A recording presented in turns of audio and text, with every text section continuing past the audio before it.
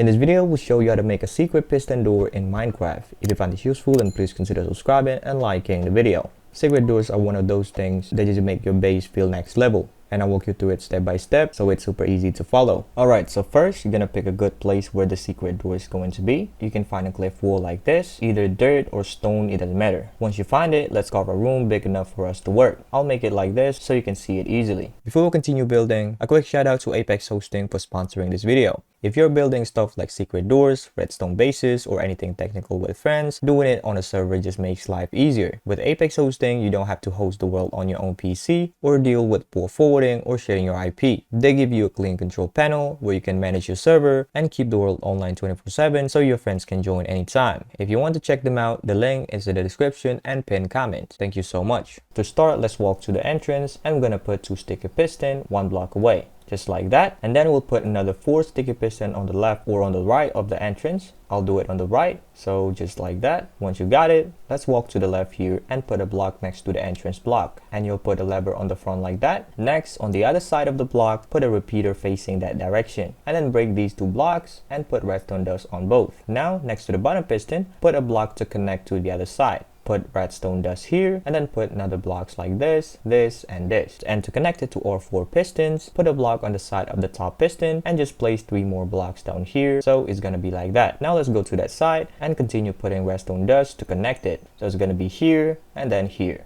And then to make sure the piston door doesn't break, we'll put a repeater facing that direction, like that. And then you're gonna right click it once. And then just continue putting redstone dust to connect it all. Alright.